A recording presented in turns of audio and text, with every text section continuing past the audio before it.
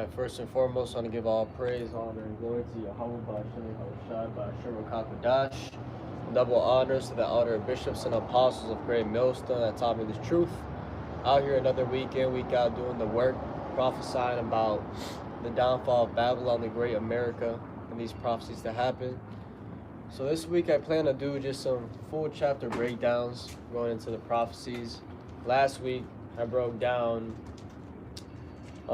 went into the mystery of the Gentiles and ultimately the destruction too, but we're going to be hitting mainly Jeremiah 49, Jeremiah 50, Isaiah 14, Isaiah 13, Revelation 20, Revelation 21. We're going to be breaking down those chapters mainly and just going through the Spirit.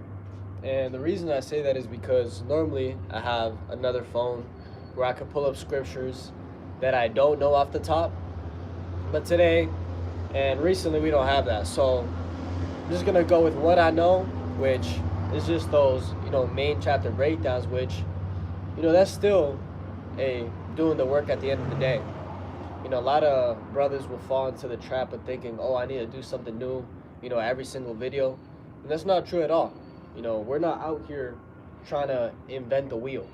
We're trying to just, you got to preach the same thing over and over and over again. And, that's just part of the job. But at the end of the day, it's all prophecy.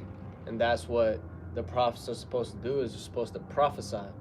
So we'll start with Isaiah chapter 13.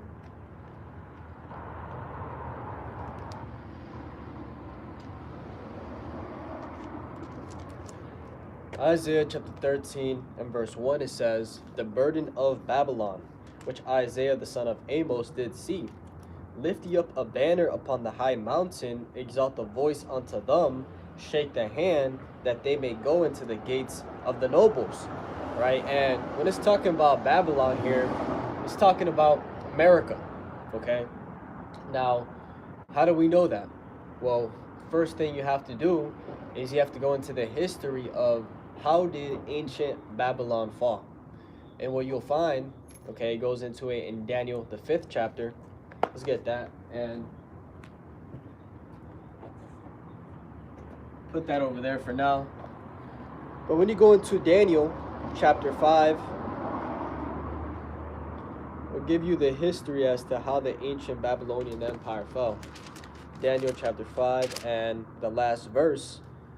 Start at verse 29. It says, "Then commanded Belshazzar, and they clothed Daniel with scarlet, and put a chain of gold around his neck, and made a proclamation concerning him, that he should be the third ruler in the kingdom. In that night was Belshazzar the king of the Chaldeans slain, and Darius the Median took the kingdom, being about 62 years old." Right, so that's how Darius the Mede, which that was the introduction of the Medo-Persian Empire, that's how they came into rulership, right? It was essentially an overnight thing. Now, the reason I bring that up is because when you go into Isaiah 13, 14, and specifically, let's see if it says it in that chapter before I jump the gun.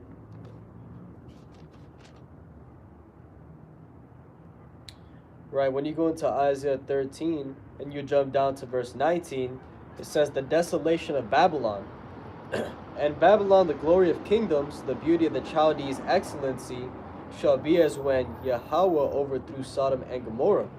Right, so going into the destruction is going to be as in Sodom and Gomorrah, which when you read about what happened in those cities, right, it was fire, right, which was ultimately sulfur balls. I remember watching a documentary with this one dude, and he went over there to the supposed cities, and they found throughout the entire, piece of that city just sulfur balls made out of 99.9% sulfur, which that, according to all those scientists, is an anomaly, right? It's something that doesn't happen naturally. And you could see all the, skulls on the ground, the bones. The reason you were seeing those things is because it actually took place. What the scriptures talk about, Sodom and Gomorrah being, destroyed by fire, that actually took place. So it's talking about how this Babylon is going to be overthrown in the same way those cities were overthrown, by the way of fire. And it says, it shall never be inhabited, neither shall it be dwelt in from generation to generation, neither shall the Arabian pitch tent there, neither shall the shepherds make their fold there. But wild beasts of the desert shall lie there, and their houses shall be full of doleful creatures, and owls shall dwell there, and satyrs shall dance there. And the wild beasts of the islands shall cry in their desolate houses, and dragons in their pleasant palaces, and their time is near to come, and their days shall not be prolonged. Right? So it's telling us how this Babylon is going to be destroyed by fire, and that nobody is ever going to live in that land again. Only the desert animals. It's going to be a complete desert. Now, when you look at ancient Babylon, as we read, ancient Babylon didn't fall but the same way Sodom and Gomorrah fell. So that's one thing showing you it's not talking about ancient Babylon. And second, people still live in ancient Babylon, right? It's over there in Iraq, okay? Babylon, Iraq. So that doesn't fit the prophecy either. So through process of eliminations, through some logic, you have to understand that this is not talking about ancient Babylon. This is talking about a future kingdom. Okay, this is a prophecy. And that prophecy, that kingdom, is here in America. Okay, America is ancient, or not ancient, I say America is the Babylon that is spoken of in Isaiah 13:14, Jeremiah 50, 49, 51, Revelation, the whole book is talking about America. So with that context now broken down, let's go to verse 3. It says, I have commanded my sanctified ones, I have also called my mighty ones for mine anger, even them that rejoice in my highness. The noise of a multitude in the mountains, like as of a great people, a tumultuous noise of the kingdoms of nations gathered together. The Lord of hosts mustereth the hosts of the battle. Right, and this is talking about World War III.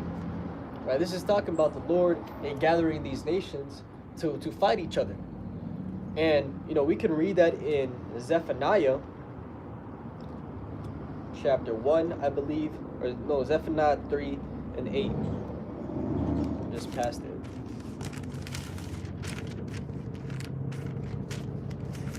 Zephaniah.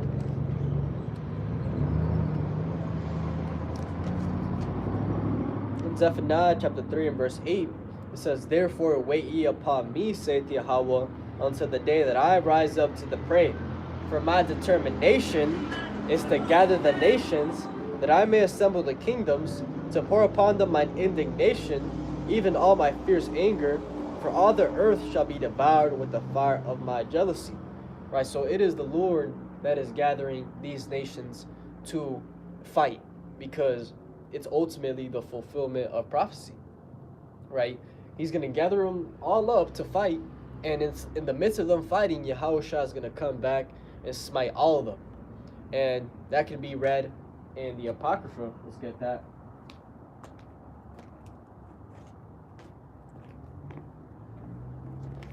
So in the Apocrypha, when you go into 2nd Ezra 13, it tells you how exactly what I said is going to take place. So 2nd Ezra chapter 13, and I'll start at verse 1. It says, And it came to pass, after 7 days, I dreamed a dream by night. And lo, there arose a wind from the sea, that it moved all the waves thereof. And I beheld, and lo, that man waxed strong with the thousands of heaven. And when he turned his countenance to look, all the things trembled that were seen under him. Right, and this is in the Apocrypha, by the way.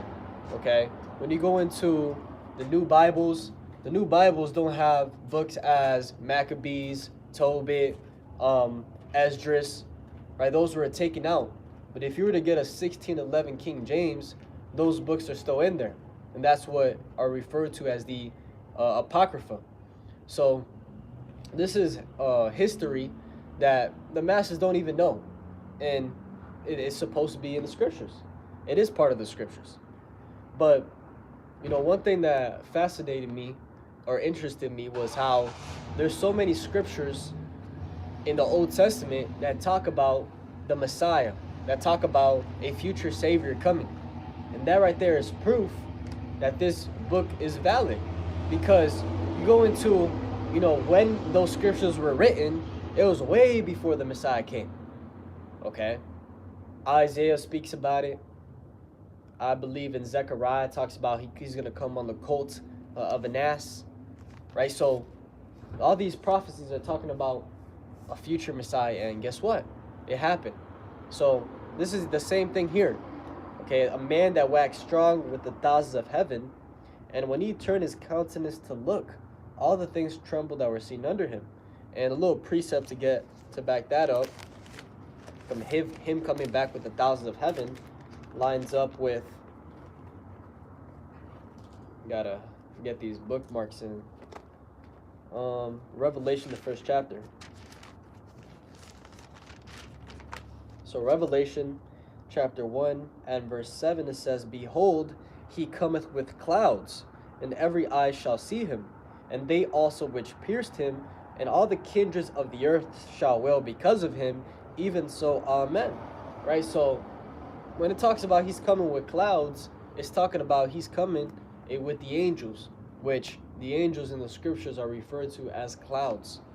Okay? When people, see the so-called UFOs, those are the vehicles of the angels. That's another mystery that the world does not have, is that those are the vehicles of the angels. The angels control those vehicles. And the reason we know that is because when you go into Ezekiel, the 1st chapter, it talks about how the living beings, right? The living beings, the spirit of the living creatures was in the wheels. It was in that work. So whenever those vehicles move, it said that whenever the living creature went this way, the work went this way, and that the spirit of the living creature was in the wheels, right? So, hey, they are controlling them, and they're coming back in those vehicles, to ultimately destroy. Sounds like science fiction. Sounds like something made up. That's exactly what is written. So, going back to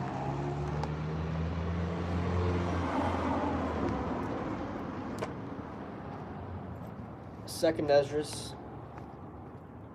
chapter 13, and verse 1, it says, "And I beheld, and lo, that man waxed strong with the thousands of heaven, and when he turned his countenance to look, all the things trembled that were seen under him. And whensoever the voice went out of his mouth, all they burned that heard his voice, like as the earth faileth when it feeleth the fire. After this I beheld, and lo, there is gathered together a multitude of men out of number from the four winds of the heaven to subdue the man that came out of the sea." Right, so going into how these nations are ultimately going to try to fight him. And it says, "But I beheld, and lo, he had graved himself a great mountain, and flew up upon it. But I would have seen the region or place whereout the hill was graven, and I could not."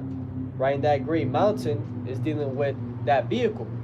Because when you go to Acts, the 1st chapter, it talks about how he left in a cloud, and that he was going to come back in the same way he left. Let's get that.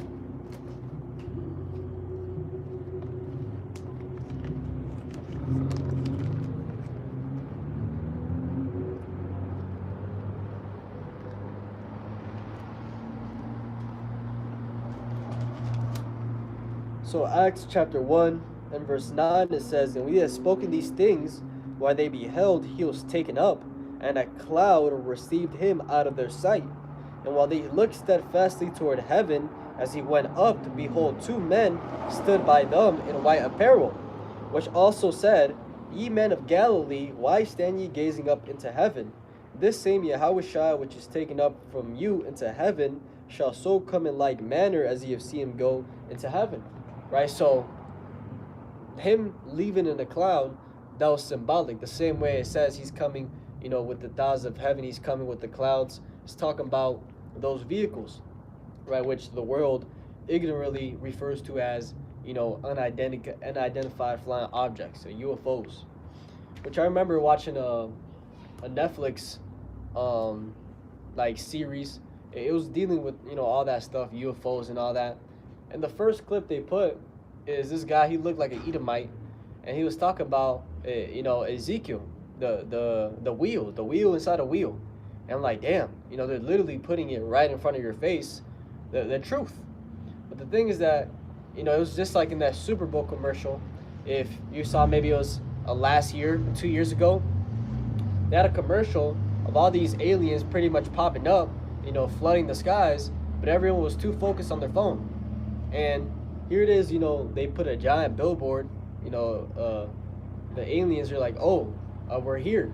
People look at it for a second and then they just completely forget. And that was literally a sign of the people up top, showing you how ignorant you people are. How they're telling you exactly what's happening, but you people are so ignorant to really see. But it ultimately is supposed to be that way. You know, the masses are not supposed to receive the word. But let's go back to Isaiah, or no, 2nd Ezra 13. So, 2nd Ezra 13 and verse 6. But I beheld, and lo, he had engraved himself a great mountain and flew up upon it. Right? So, it's not talking about a mountain. It's not talking about a cloud. It's a vehicle. Okay? And it says, but I would have seen the region or place whereout the hill was graven, and I could not. Right? So, it was so big, he couldn't even see where it began, where it ended. It was just that big. It says, and lo, as he saw the violence of the multitude that came, he neither lifted up his hand, nor held sword, nor any instrument of war, but only I saw that he sent out of his mouth, as it had been a blast of fire, and out of his lips a flaming breath, and out of his tongue he cast out sparks and tempests. And they were all mixed together, the blast of fire, the flaming breath, and the great tempest, and fell with violence upon the multitude, which was prepared to fight, and burned them up every one, so that upon a sudden of an innumerable multitude, nothing was to be perceived, but only dust and smell of smoke. When I saw this, I was afraid. Right? So, that right there is what I was saying, how Yahushua, or Yahweh, he is gathering the nations, you know, to World War III, and in the midst of that, he's going to come back and just smoke them all with that spiritual power.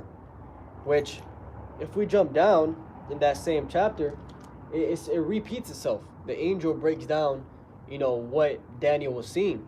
Because here it is, Daniel is seeing these visions, and a lot of the prophets are like, hey, well, I don't know what I'm seeing. Like, what's going on? You know, break it down. So, when you jump down to verse 32, it says, and the time shall be when these things shall come to pass. We'll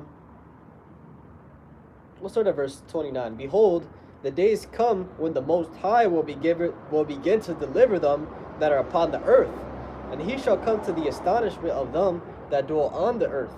Right? Because we live in a very wicked planet at this point. Right? So the masses don't believe in anything that comes to the Most High. So they're going to be astonished when they see he even comes back. They're going to be like, damn, it was actually true. And when they see that he's not as they paint him out to be, you know, that he's a dark-skinned man, that's also going to be to their astonishment. So, it says, and one shall undertake to fight against another, one city against another, one place against another, one people against another, and one realm against another. And the time shall be when these things shall come to pass, and the signs shall happen which I showed thee before, and then shall my son be declared, whom thou sawest as a man ascending. Right? So, Esdras, this is before Yahushua was on the scene. It's talking about Acts, the 1st chapter. How, hey, the same man you saw ascending, hey, he's going to come back. So before any of that happened, it was already written that he was going to go up, you know, on a chariot. So, you know, look at that for prophecy.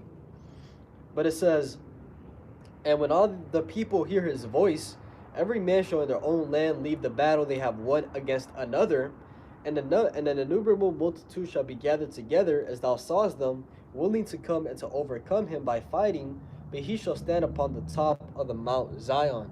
Right? So here it is, these nations are going to be fighting each other. When they see him come back, they're going to leave all those differences aside. They're going to say, you know what, we need to stand for the human race. We need to get rid of that alien. And Russian, Chinese, American, all nations are going to get together that are left to fight against Yahushua. But as we read, that spiritual power is just going to smoke them in a second. So when you go into Revelation, the 12th chapter, let me see if I could do this. When you go into Revelation, the 12th chapter, and it talks about the war in heaven, that's what it was talking about. It wasn't talking about Satan find the Most High up there. That's mythology, right? When you actually read and comprehend the scriptures, it says that Satan is an angel of the Most High. Okay, he does exactly what the Most High does and can't do anything outside of that. So that whole, fight, how Satan came down and he's fighting against the Most High, all that is straight mythology. Job, the first chapter, shows you how, Satan couldn't touch Job without the Lord, allowing it, because Job had a protection around him, around everything he did. He had a protection where everything would be smooth. But let's get there. Revelation 12. Is it Revelation 12? Yeah, Revelation 12 and verse 7 says, "And there was a war in heaven. Michael and his angels fought against the dragon, and the dragon fought and his angels, and prevailed not, neither was their place found any more in heaven. And the great dragon was cast out, that old serpent called the devil and Satan, which deceiveth the whole world. He was cast out into the earth, and his angels were cast out with him." Now, this is talking about these nations fighting against Yahushua, right? Michael and his angels, Yahushua and the angels fighting against the dragon, which when you go into what the dragon was talking about, it's talking about the ancient Roman Empire, which America is the reborn ancient Roman Empire. So it's talking about these nations here with their angels, which angel just goes into messenger. So that would be, all your military technology. They're going to be fighting against him up there. So it says, "And prevailed not, neither was their place found any more in heaven." Right? It says he was cast out into the earth, and his angels were cast out with him. So all that technology they have up there, those satellites, the ability to even fly in the heavens, that's going to be brought down. Okay, the earth is going to be renewed. Okay? I remember I had, this woman passed by, and she was talking about how, I asked her, when it talks about how the Lord is going to create a new heaven and a new earth, is that talking about a new heaven, an actual new earth? How this was going to be completely done away with in a new earth? She said, yeah. And I just knew at that point, she had no understanding. Because when you go into that word new is a translation from the Greek word kainos, which means refreshed. Okay, when he said that there's going to be a new earth and a new heaven, it's going into how it's going to be refreshed. It's going to be cleaned up.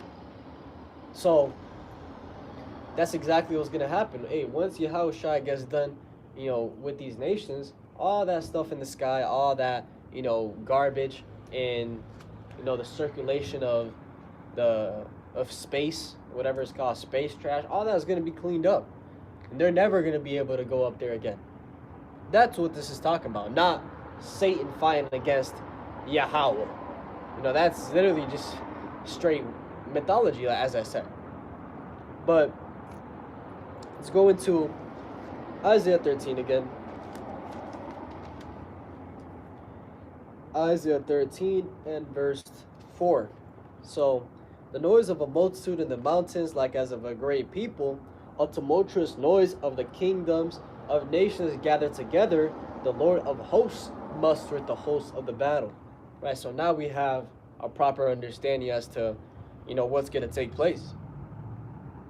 It says, "They come from a far country, from the end of heaven, even the Lord, and the weapons of his indignation to destroy the whole land."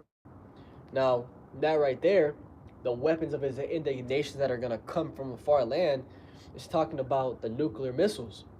Okay? It's talking about how these nations are going to gather themselves to shoot nuclear missiles upon America, which that is prophesied throughout all the prophets spoke about the destruction of this place, nuclearly. So let's get into it. Let's go to Jeremiah chapter 50.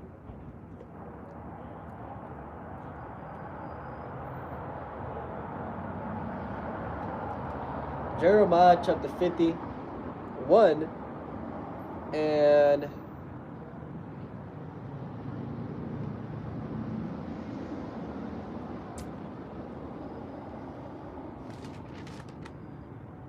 let's see. Jeremiah 50 and verse 9. It says, "For lo, I will raise and cause to come up against Babylon an assembly of great nations from the north country, and they shall set themselves in array against her. From thence she shall be taken. Their arrows shall be as of a mighty expert man, none shall return in vain." Right? So the Lord is going to make these nations come up against Babylon, America. And it says that they shall set themselves in array against her, and from thence she shall be taken. Right? So as we read in Isaiah 13, right, the weapons of his indignation are going to come from a far country. Right? It's going to be a long range attack. It says their arrows shall be as of a mighty expert man. Right? So the missiles being referred to as arrows. And one of the most ultimately eye-opening scriptures that breaks down, the nuclear destruction is Isaiah 34 and Revelation 6.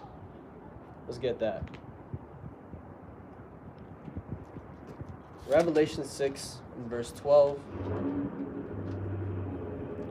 It says, "And I beheld when he had opened the sixth seal, and lo, there was a great earthquake, and the sun became black as sackcloth of hair, and the moon became as blood, and the stars of heaven fell unto the earth, even as a fig tree casteth her untimely figs when she is shaken of a mighty wind." Right? So you gotta first understand that, hey, the whole Bible is essentially in code. Right? It's never gonna tell you, say, America. It's never gonna say nuclear missile. It's never gonna say any of those things. You gotta extrapolate and use the context clues, which ultimately you're only going to be able to do that if the Holy Spirit is upon you. Okay? Because it says that, hey, the world can't get this, right? The world can't get this. So it says, "The stars of heaven fall into the earth, even as a fig tree casteth her untimely figs." Right? So those stars of heaven, we're going into those nukes. It says, "And the heaven departed as a scroll when it is rolled together, and every mountain and island were moved out of their places." Right? So the heaven departing as a scroll is John breaking down what he was seeing. Okay? He was seeing the nuclear mushroom cloud. That's what he referred to it as a scroll being rolled together. And what happens after that nuke drops? Well, all the islands and mountains were moved out of their places. Right? That shockwave. So, and the kings of the earth, and the great men, and the rich men, and the chief captains, and the mighty men, and every bondman and every free man hid themselves in the dens and in the rocks of the mountains. Right? So going into how they're gonna run, towards those bunkers. So you can see how, it's all lining up to paint that picture of the nuclear destruction. Nothing else could be what it's talking about. It says, "It said to the mountains and rocks, fall on us and hide us from the face of him that sitteth on the throne and from the wrath of the Lamb. For the great day of his wrath is come, and who shall be able to stand?" All right, so this destruction is going to be happening simultaneously as when Yahushua comes back. Which, when we go into Revelation, the 11th chapter, it tells us exactly that.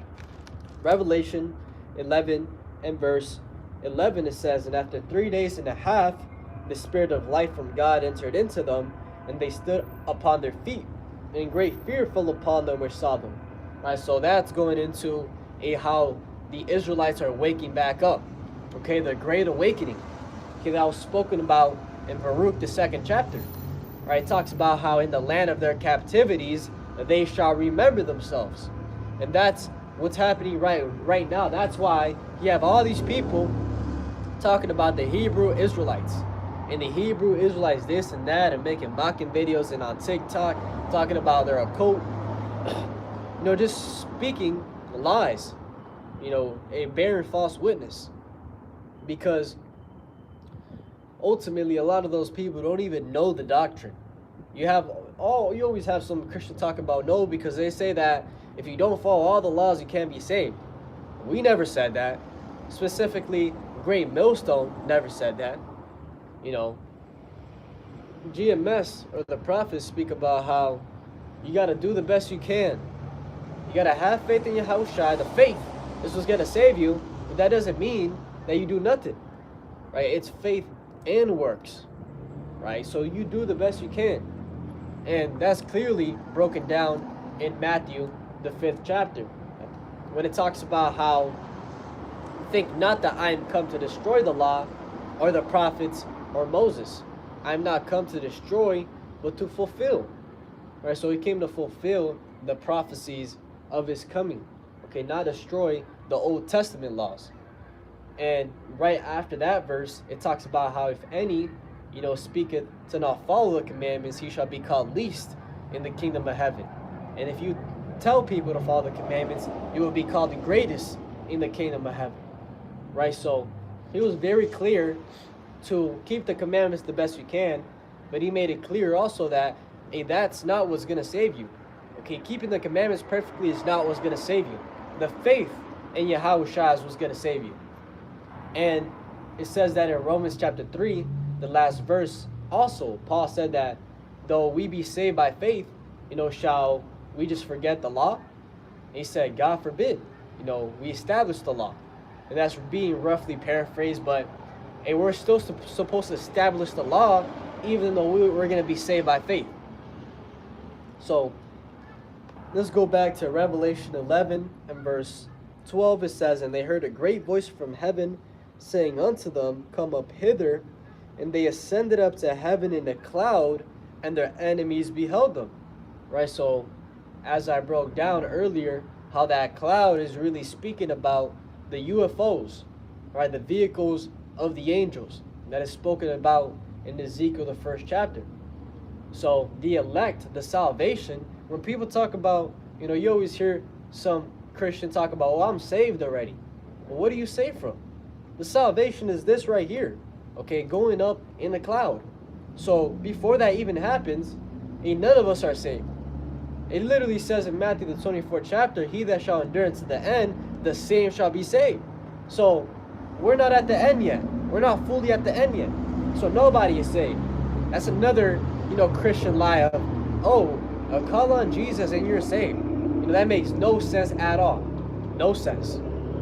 But let's keep going. It says, and they heard a great voice from heaven saying unto them, come up hither.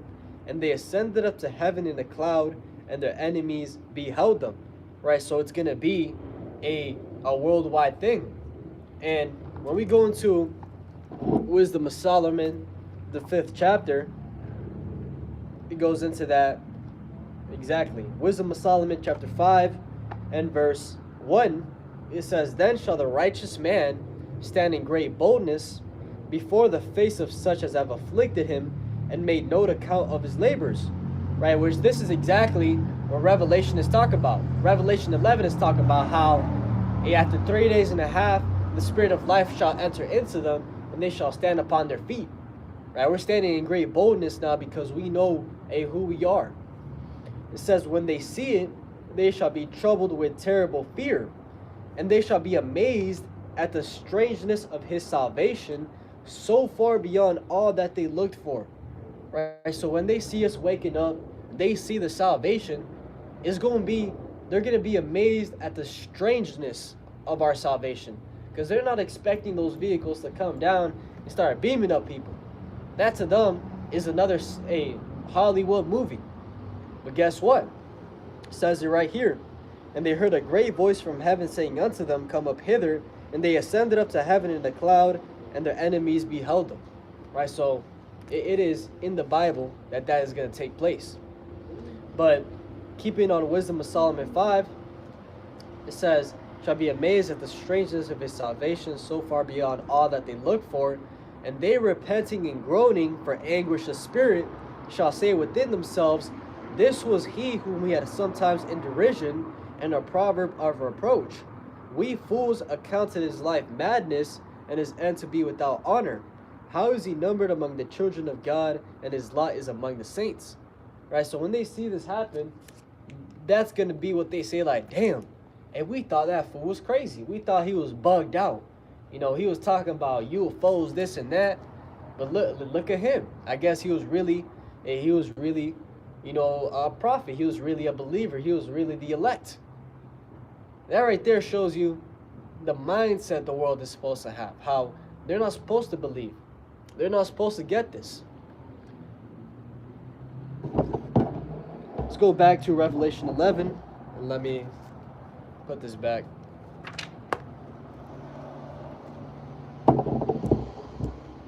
So, going on in Revelation 11, verse 13. So after going up in the cloud, it says, in the same hour was there a great earthquake, and the 10th part of the city fell, and in the earthquake were slain of men 7,000. And the remnant were affrighted and gave glory to the God of heaven. Right? So, right as that destruction or the salvation is taking place, the destruction is also going to take place. Okay? And that's why it says that the righteous shall scarcely be saved, because it's going to be right at the last moment when the elect get beamed up. So when we go to Isaiah, I believe it's 26, it goes into the chariots also, the salvation and destruction. Isaiah 26 and verse 20. It says, come, my people, enter thou into thy chambers, and shut thy doors about thee. Hide thyself as it were for a little moment, until the indignation be overpast. For behold, Yahweh cometh out of his place, to punish the inhabitants of the earth for their iniquity. The earth also shall disclose their blood, and shall no more cover her slain. Right? So it's the same, you know, structure. How, hey, come, my people, enter into your chambers and shut thy doors, until the indignation be overpassed, until the destruction happens. Right? And that's going into going up in those vehicles. Right? In the end of Revelation 11, it talks about how the remnant saw it and were affrighted. You know, we're scared, because we're going to be in those vehicles looking down, seeing, you know, the destruction. I can't pull it up off the top, but in Revelation, it talks about, you know, the sea of glass mingled with fire. And that's going into, you know, from the bird's eye perspective, seeing America being, you know, that lake of fire.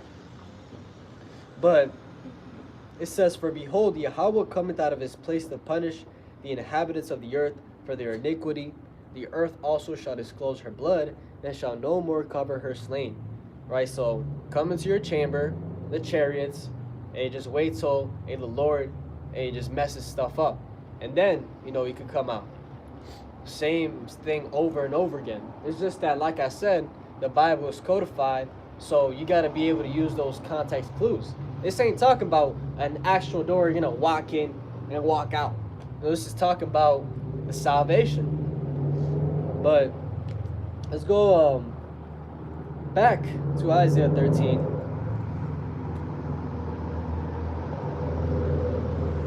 So Isaiah 13, verse 5, it says, they come from a far country, from the end of heaven, even Yahweh, and the weapons of his indignation to destroy the whole land. Right, so we went fully over how that's going into those missiles being shot over here. It says, how ye, for the day of Yahweh is at hand, it shall come as a destruction from the Almighty. Therefore shall all hands be faint, and every man's heart shall melt, and they shall be afraid. Pangs and sorrows shall take hold of them. They shall be in pain as a woman that travaileth. They shall be amazed one at another. Their faces shall be as flames, because they're literally gonna be in flame. And right there, when it talks about how there's gonna be mass fear, I believe it's in Jeremiah chapter 49. Let's see. Jeremiah chapter 1. This one I might not be able to pull up off the top. No, I know how it goes, but I don't got my phone, my second phone. I'll look for it a little bit more.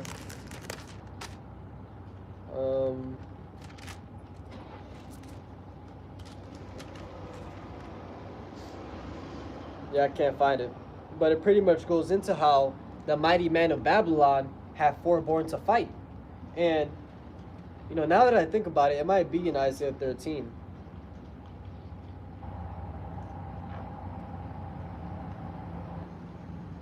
Yeah, never mind. I don't know where it's at. But if you search that scripture up, the mighty men of Babylon have foreborn to fight. Because when all this takes place, you know, these men, as people call today, these men of America, these are not men. They're not gonna go and fight in the Third World War. They're gonna stay here in America and deal with whatever, you know, repercussions, because the mighty men of Babylon have became as women. They have foreborn to fight. They're not gonna go fight. They're gonna talk about, you think I'm gonna go fight for America? You know, I'm gonna keep my ass home. I'm gonna stay warm. I ain't going to fight nowhere. You know, all these, you know, boys on TikTok, you know, it's just completely through. So I just found that interesting, you know, as it says that. And in Jeremiah 30:6, let's get that. That also lines up with the same point. Jeremiah chapter 30, verse 6. It says, "Ask ye now, and see whether a man doth travail with child. Wherefore do I see every man with his hands on his loins, as a woman in travail, and all faces are turned into paleness." Right, so Jeremiah asking, you know, if men have children. Obviously the answer is no. Then he said, then why do I see every man with his hands on his loins like a, you know, a pregnant woman? It says, "Alas, for that day is great, so that none is like it. It is even the time of Jacob's trouble, but he shall be saved out of it." Right, so in the time that's coming, the time of Jacob's trouble, a time like never before seen, according to Daniel 12:1, Matthew 24, and Jeremiah 30:7, these men are going to be as women. And that's why scriptures such as Isaiah 4:1, 7 women shall take a hold of one man, saying, we will eat our own bread and wear our own apparel. Only let us be called by your name to take away our own reproach. That's why scriptures like that are going to take place. Because it says in 2 Ezra 13, or 2 Ezra 16, 15, how these men, there's going to be a scarcity of men. Because the men that do go fight to the wars are all going to die. And the men that stay here, if they don't got the protection of Yahweh Ba'ashem Yahweh Shai, they're also going to die. So these women are going to be out here looking for a man, looking for protection. And that's when they're going to realize, you know, the glory of a man of Yahweh Ba'ashem Yahweh Shai, and how that's the real gold of this earth. It says that in Isaiah chapter, I think the same chapter, Isaiah chapter 13 and verse 12, "I will make a man more precious than fine gold, even a man than the golden wedge of Ophir." Right? So soon, very soon, that's going to happen, how they're going to realize, damn, I can't do this single independent boss bitch shit no more. I need, you know, a man. And this is not talking about any ordinary man. It's a man that has the understanding of the scriptures, a man that the Lord is dealing with. But hey, everything has its timing, and Yahweh Ba'ashem Yahweh Shai never misses. We're in the era right now of, you know, the wicked bear rule.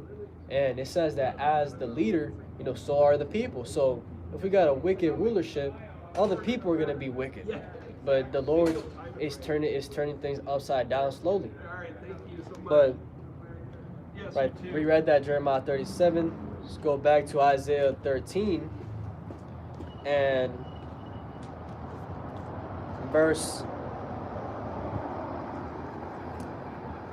we're at 8. It says, they shall be afraid, pangs and sorrows shall take hold of them. They shall be in pain as a woman that travaileth. They shall be amazed one at another. Their faces shall be as flames. Behold, the day of Yahweh cometh, cruel both with wrath and fierce anger, to lay the land desolate, and he shall destroy the sinners thereof out of it. For the stars of heaven and the constellation thereof shall not give their light. The sun shall be darkened in his going forth, and the moon shall not cause her light to shine.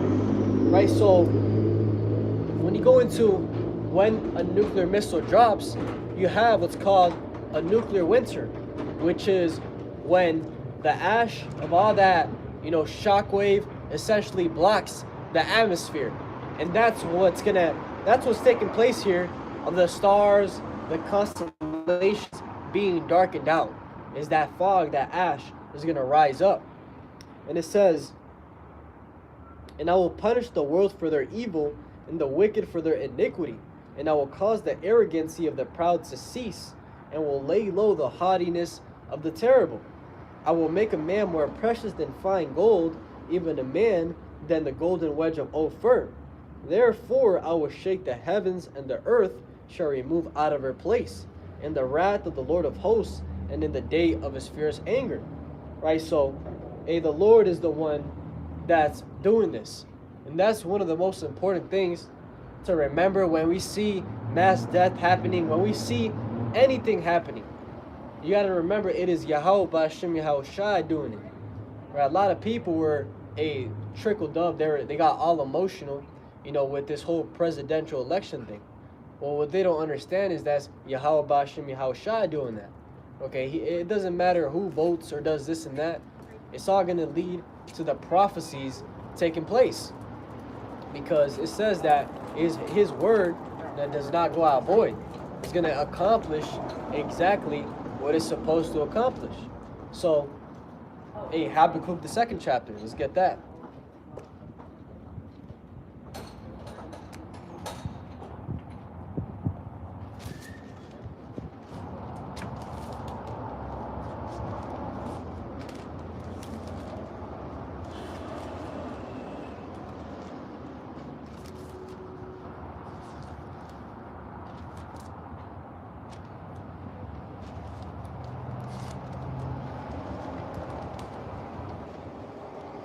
I'll just quote it off the top since I can't get it. And I might have to quote a lot more now because it's getting a little chilly at it. But Habakkuk chapter 2 and verse 3 says, though it tarry, wait for it, because it will surely come, it will not tarry. Right? And how at the end it shall speak and not lie. So exactly what the prophecies, or how the prophecies are written, they are taking place. Okay, and they're not lying. And as time goes on, more and more, the world will realize, what we're saying is true. And Ezekiel 33, last verse, is going to take place. It says that, then shall they know that a prophet hath been among them. Right now, the world is completely stuck on the world. The elect are still stuck in the world. But as the prophecies happen, it says in Psalms chapter 110, that in the day of thy power, thy people shall be willing. So as we start seeing the digital infrastructure start rolling out more, we're going to see people start waking up at a faster rate.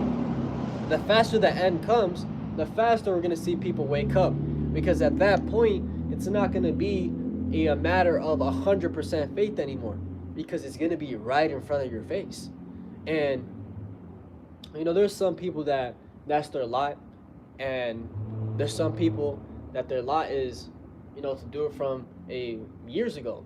Like Apostle Tahar Gabar, those men have been laboring 40 years, I believe. And, if let's say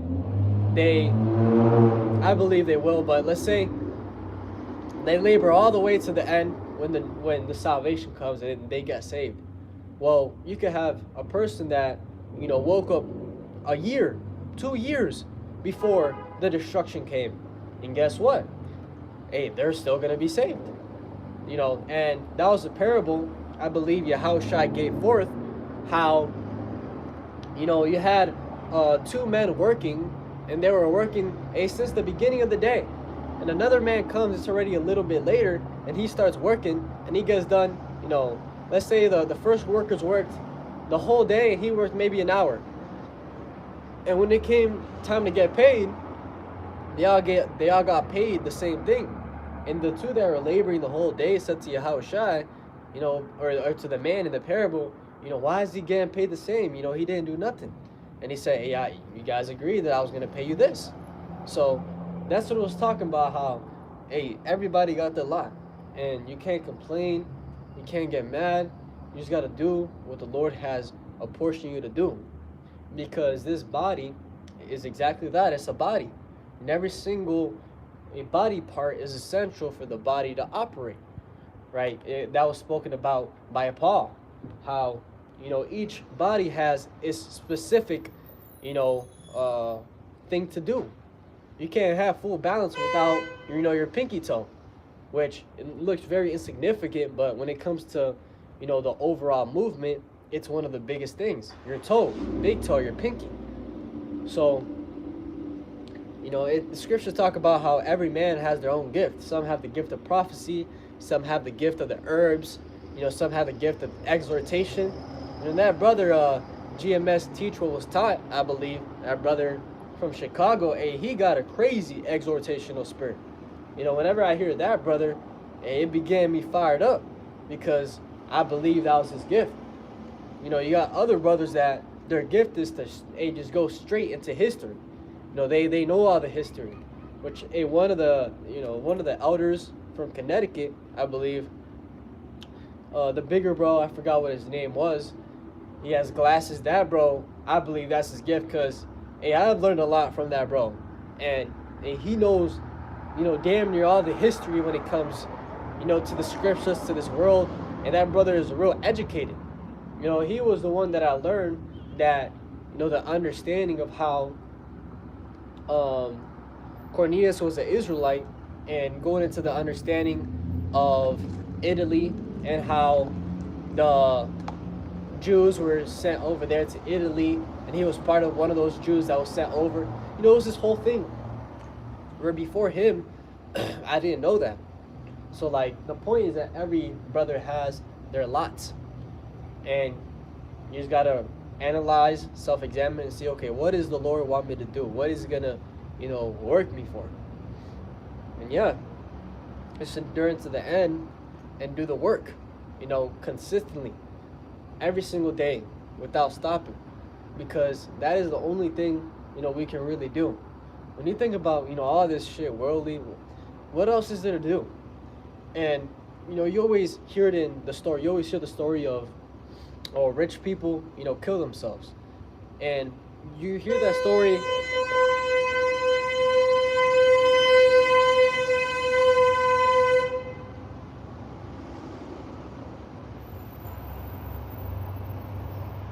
And you got some people wilding out here.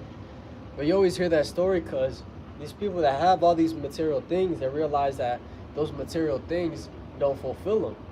They have it for a little bit, and after you have it, it's like, if you eat ice cream every single day, you get tired of the ice cream, you want something else. Well, it's the same thing when it deals with everything that the flesh, consumes. It gets tired of it. And that's when they realize, damn, I got everything, now what? Now what am I going to do? And that's, I'm bringing all that out because it leads you to the point that the answer is not the material, it's the spiritual, which is Yahweh B'Shem Yahushai. Focusing on the scriptures, focusing on the prophecies. That's the only thing that matters. Solomon said it, how everything is vanity, and the conclusion of the whole matter is to fear Yahweh and keep his commandments. That was the conclusion of the whole matter, and he had everything. So we'll end it with this scripture, Zephaniah 1.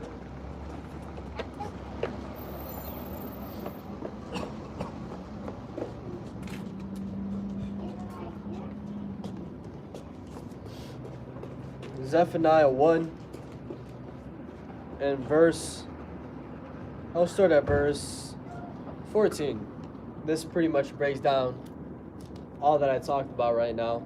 It says, the great day of Yahweh is near. It is near and hasteth greatly. Even the voice of the day of Yahweh, the mighty man shall cry there bitterly. And whenever I hear this or I read this, I always think about, these online motivational speakers, David Goggins. That would be your mighty man of today, is somebody like that. Well, it says like a man like that, if they don't got Yahweh B'Shem Yahushai, they're going to be crying bitterly. So imagine your average man if the mighty man is crying bitterly. It says, that day is a day of wrath, a day of trouble and distress, a day of wasteness and desolation, a day of darkness and gloominess, a day of clouds and thick darkness, a day of the trumpet and the alarm against the fenced cities and against the high towers. And I will bring distress upon men, that they shall walk like blind men, because they have sinned against Yahweh, and their blood shall be poured out as dust, and their flesh as the dung. Right, so that goes to show how even the average person is going to be completely lost in the sauce. Right, how, and here it is, you think you know what you're doing, I'm going to plan up this, and, I got this rationed up, but, hey, Yahweh B'Shem Yahushai has got you in a trick bag. It says, neither their silver nor their gold shall be able to deliver them in the day of Yahweh's wrath, but the whole land shall be devoured by the fire of his jealousy, for he shall make even a speedy riddance of all them that dwell in the land. Right, and that speedy riddance, as it says in Revelation 18, that in 1 hour Babylon is going to fall. That's talking about that nuclear destruction. So your silver, your gold, your material things is not going to save you from that. That's why the spiritual is the only thing that matters. This is the only thing that matters. With that, we give all praise, honor, and glory to God. Double honors to the elder bishops and apostles of Great Millstone that taught me the truth. Shalom to you, like Shalom.